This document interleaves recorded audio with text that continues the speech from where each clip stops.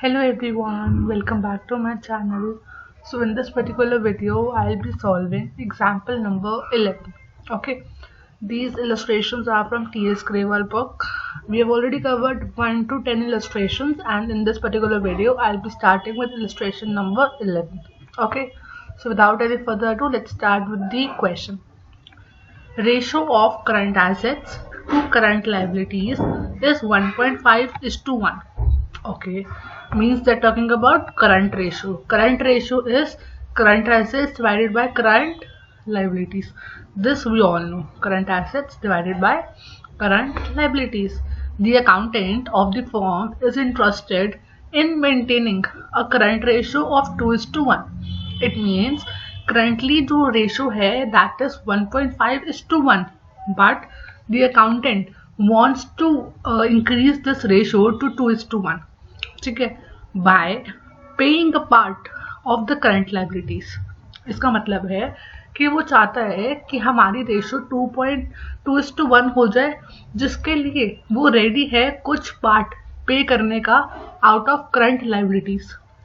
Compute the amount of current liabilities that should be paid so that the current ratio at the level 2:1 is maintained. देखो, ये question के अंदर ना एक hidden meaning है, ठीक है. एंड जो क्वेश्चन पहले बार पेपर में जाके देखेंगे, पहले करके नहीं जाएंगे practice, they will definitely do it wrong. देखो क्या है ना इस क्वेश्चन का हिडन मीनिंग, वो देखो.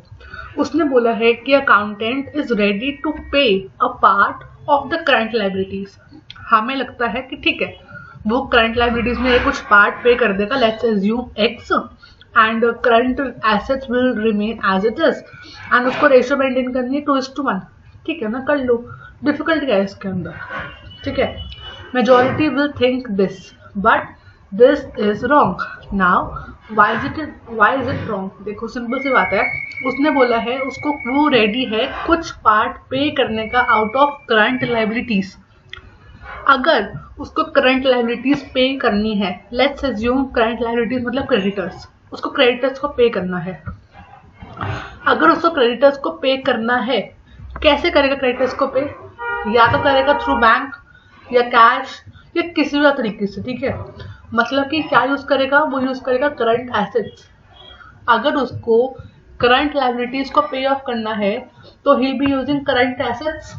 मतलब कि अगर करंट लाइबिलिटीज पे ऑफ होंगी तो उसी इक्वल अमाउंट से करंट एसेट्स भी कम होंगे आपके, ठीक है. I hope this point is clear. देखो सॉल्यूशन के अंदर you need to present it in this manner, ठीक है. इससे आपकी प्रेजेंटेशन बहुत इंप्रूव हो जाती है. Ratio that needs to be maintain equal to 2:1. Let amount that should be paid out of current liabilities x. Therefore, current assets would also reduce by x. I have explained the reason why. अब क्या होगा? Current ratio equal to 2:1 maintain करनी है. Current assets already क्या थे? 6 लाख के थे. Current liabilities were of rupees 4 lakh. 6 lakh divided by 4 lakh minus x, ठीक है. अब यू नो वाई.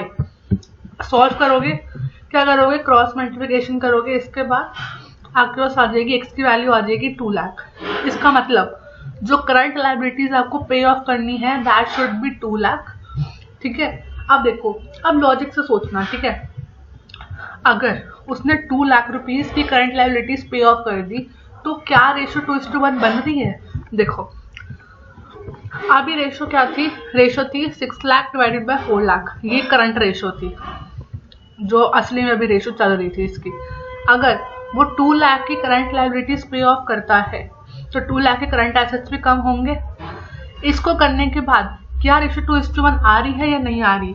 आ रही है. That means the solution is correct. नहीं आ रही तो चेक इट आउट, क्या गलती हो सकती है.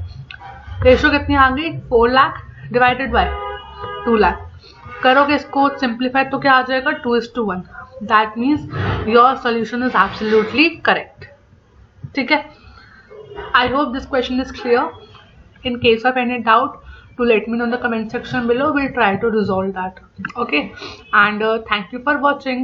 See you in the next video. Bye.